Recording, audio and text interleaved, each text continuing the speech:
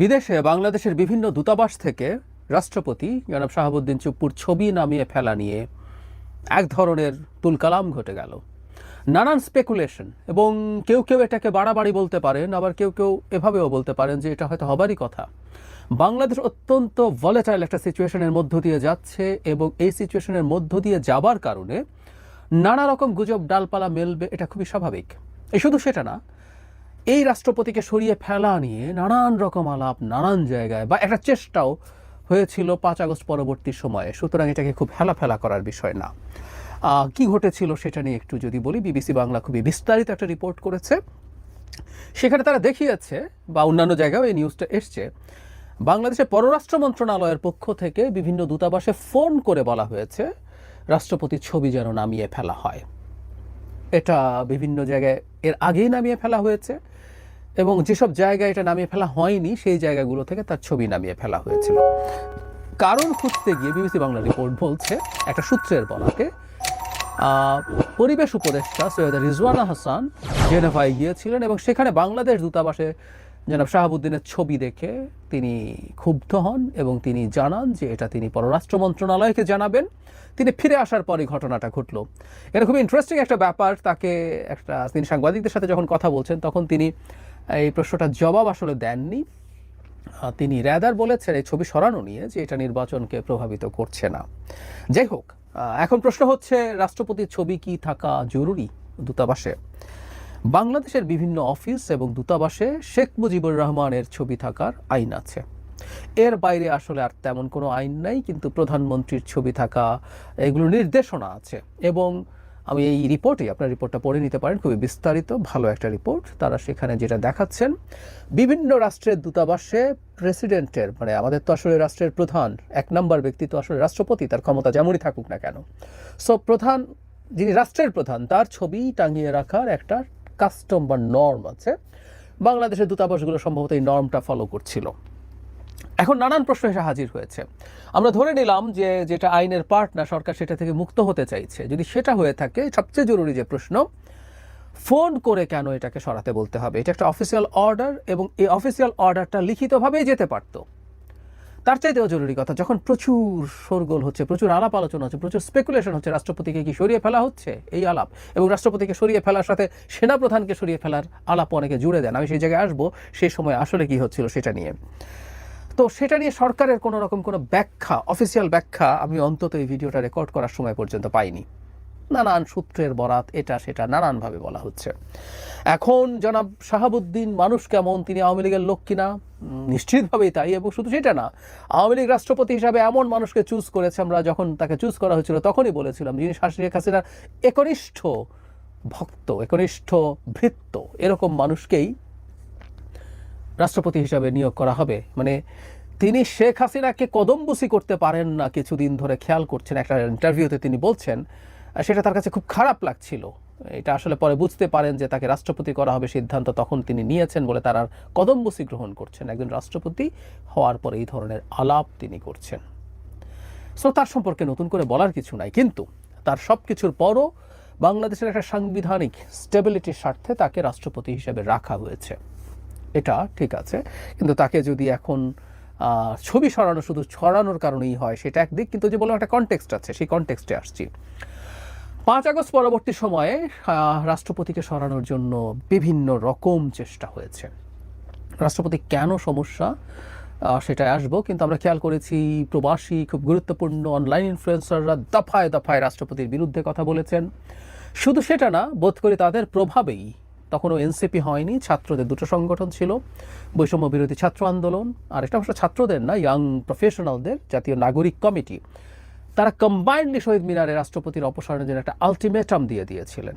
কিন্তু সেটা শেষ পর্যন্ত হয়নি, এবং মোটামুটি স্পষ্টভাবেই বিএনপি রাষ্ট্রপতি অপসারণের বিরুদ্ধে অবস্থান নিয়েছিল।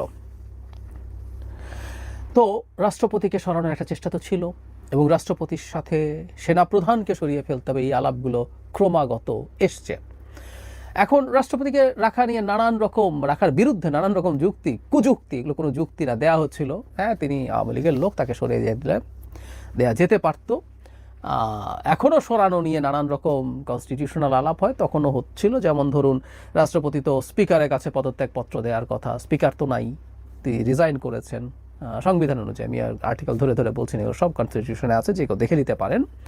আবার এটাও আছে যে তার পদত্যাগ করলেও তিনি পরবর্তী স্পিকার আসা পর্যন্ত তিনি কার্যত স্পিকার হিসাবে দায়িত্বে থাকবেন।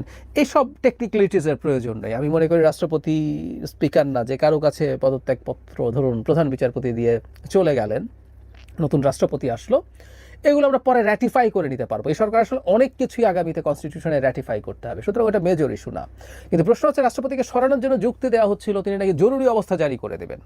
তো তখনও আমি ধরে ধরে দেখিয়েছি যে জরুরি অবস্থা জারির জন্য সেই কাগজে, সেই অফিসিয়াল লেটারে প্রধানমন্ত্রী, মানে এখন প্রধানমন্ত্রী যেহেতু প্রধান উপদেষ্টা, তার সিগনেচার থাকতে হবে। সুতরাং একজন রাষ্ট্রপতি একা একা কখনো জরুরি অবস্থা জারি করে দিতে পারে না। তবে তবে রাষ্ট্রপতির একটা জায়গায় এখনো গুরুত্ব আছে, সেটা হলো আমাদের বাহিনী প্রধান। তিনি যেহেতু আমাদের সশস্ত্র বাহিনীর সর্বাধিনায়ক, তাই সশস্ত্র বাহিনীর যে কোনো একজন, ধরলাম সেনাপ্রধানকে সরানোর জন্য প্রধান উপদেষ্টার সাথে রাষ্ট্রপতিরও সম্মতি প্রয়োজন হবে।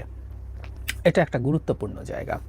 ফলে সেনাপ্রধানকে অপসারণ করতে যারা চান, এবং কেন চান সেটা নিয়ে অনেক কথা আমরা বলেছি, আবারও বলি, সেটা হচ্ছে এই সেনাপ্রধান নির্বাচনের পক্ষে অবস্থান নিয়েছেন। তিনি সেনাবাহিনীকে খুব বেশি লম্বা সময় বাইরে রাখতে চান না, প্রকাশ্যেই বলেছেন। তারা একটা ডিসিপ্লিন ফোর্স, তাতে তাদের অনিয়ম দুর্নীতির সাথে জড়িয়ে পড়ার যেমন ঝুঁকি আছে, তার চাইতেও জরুরি কথা সেটা হচ্ছে সেই ফোর্সটা বাইরে থেকে তার যে প্রফেশনাল ট্রেনিং ক্রমাগত নিয়ে যেতে হয়, তার কমব্যাট রেডিনেস বলে, তারা যুদ্ধের জন্য যে প্রস্তুত থাকবেন, সেগুলো হ্যাম্পার্ড হচ্ছে। তিনি সেটা পছন্দ করছেন না, তাই তিনি প্রকাশ্যেই নির্বাচনের ব্যাপারে তার অবস্থান উল্লেখ করেছেন।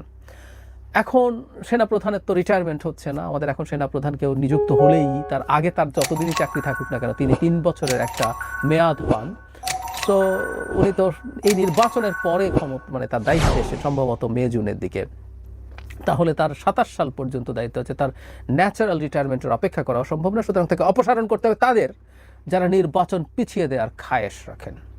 এবং সেখানে জনাব শাহাবুদ্দিন কাউন্টার সিগনেচার করবেন কিনা সেটা একটা গুরুত্বপূর্ণ প্রশ্ন, নাও করতে পারেন। এবং তাকে যদি সরিয়ে ফেলে নিজের মতো একজন রাষ্ট্রপতি বসিয়ে দেওয়া যায়, নানান রকম নাম আছে, যারা এই চেষ্টাগুলো করেন তাদের অনেক প্রপোজ নেম আছে, তাদের একজনকে বসিয়ে দেওয়া গেলে তাহলে এই কাজটা করা রাষ্ট্রপতির আর আসলে তেমন কোনো ক্ষমতা নাই। আপনাদের প্রায় আমরা কনস্টিটিউশন আর্টিকেল 48(3) দিয়ে বলি যে জাস্ট দুটো ক্ষমতা, প্রধানমন্ত্রী নিয়োগ করা আর প্রধান বিচারপতি নিয়োগ করা ছাড়া প্রধানমন্ত্রীও আসলে তার ক্ষমতা না, কারণ যে নির্বাচনে বেশি সিট পাবে তাকে প্রধানমন্ত্রীর ব্যাপারে ডাকতে হবে। তার ডিফ্যাক্ট বা কার্যত আসলে একটা মাত্র ক্ষমতা আছে, এর বাইরে তার আসলে কোনো ক্ষমতা নেই। সবই তার পরামর্শে, প্রধানমন্ত্রী বা প্রধান উপদেষ্টার পরামর্শে করতে হবে। তাহলে আসলে তার কোনো ক্ষমতা নাই। এই জন্য আমরা খেয়াল করছি যারা বিরাট খারাপ কিছু করে ফেলবেন, জনাব শাহাবুদ্দিন চুপ্পু, কি হলো এতদিনে, আওয়ামী লীগ তাকে দিয়ে কু করিয়ে ফেলবে, জরুরি অবস্থা জারি করে ফেলবে, ওটা করবে সেটা করবে, সব স্টুপিড আর্গুমেন্ট আমাদের চারপাশে ঘুরে বেরিয়েছিল। কি দাঁড়ালো এখন? কিছুই হচ্ছে না। কিন্তু ওই যে বললাম, সম্ভবত এটা যদি সরানোর চেষ্টা হয়, আমি নিশ্চিত নই, কিন্তু যদি চেষ্টা হয় আবারও হবে মূলত সেনাপ্রধান টার্গেট। এই কারণে সেনাপ্রধান ব্যক্তি হিসেবে বলছি না, তিনি তার শেখ হাসিনা পতনের সময়টাতে যেরকম একটা ডিসাইসিভ রোল প্লে করেছেন, শেষ পর্যন্ত এসে শেখ হাসিনার আত্মীয় হয়ে, শেখ হাসিনা দ্বারা নিযুক্ত হয়েও, এমনকি যদি শেখ হাসিনা টিকে যেত সবার আগে মৃত্যুদণ্ড হতো এই সেনাপ্রধানের, এই ঝুঁকি নিয়ে তিনি করেছেন। তার বাহিনী তার সাথে ছিল। আমরা এর আগের একটা সভার কথা জানি, যেখানে তার বাহিনীর বিভিন্ন পর্যায়ের কর্মরতরা খুব স্ট্রংলি জনগণের বিরুদ্ধে না দাঁড়ানোর অবস্থান নিয়েছিলেন, তিনি সেটা করেছেন। ফলে এই মানুষটার যদি তাকে সরিয়ে ফেলা, তার পক্ষে আমরা আসলে এসবের চাইতেও এর পরবর্তী পর্যায়েও যে ডেমোক্রেটিক ট্রানজিশন, সেটার পক্ষেও তিনি খুব শক্তভাবে আছেন। সুতরাং we are lucky to some extent. আমি অনেক সময় বলি যে ধরনের ভোলাটাইল সিচুয়েশনে সেনাবাহিনী, সেনাপ্রধান আমাদের মতো দেশগুলোতে বসে থাকেন বা স্বপ্ন দেখেন তিনি ক্ষমতা নিয়ে নেবেন বা সেনাবাহিনী ক্ষমতা নিয়ে নেবে, সেটা না করে তিনি রাদার আমাদের গণতান্ত্রিক ট্রানজিশন এগুলোর পক্ষে দাঁড়াচ্ছেন। সেই কারণে আসলে আমরা তাকে সমর্থন করছি, এটা কোনো ব্যক্তিগত ইস্যু না। আমাদের গণতন্ত্রের স্বার্থেই এই সেনাপ্রধান থাকা দরকার। সো রাষ্ট্রপতিকে সরিয়ে ফেলার আলাপ আবার আসবে কিনা জানি না, চেষ্টা আছে কিনা জানি না। এই কথা আমি 5 আগস্ট পরবর্তী সময়ে বলছি। বাংলাদেশ এমনই একটা ভোলেটাইল সময়ের মধ্যে দিয়ে যাচ্ছে, কোনো খুব খারাপ কিছু হওয়ার সম্ভাবনা যদি 5%, 3%, 2%ও থাকে, সেটা নিয়ে আমাদের আলাপ করা দরকার। এবং এই ধরনের কোন নড়াচড়া যদি আমরা দেখি, সেটার বিরুদ্ধে আমাদের তার জায়গা থেকে, কেউ কেউ রাজনৈতিক দল আছে, পাওয়ারফুল বড় দল আছে, তারা তাদের জায়গায় করবেন, তারা তাদের কিভাবে ডিল করবেন সেটা তারা জানেন। আমরা যারা সাধারণ জনগণ আছি, আমাদের যাদের নিজের পক্ষে ফেসবুকে একটু লেখার সুযোগ আছে, সেটুকু লিখে আমরা এটার বিরুদ্ধে দাঁড়াবো, এটা আমাদের মাথায় রাখতে হবে।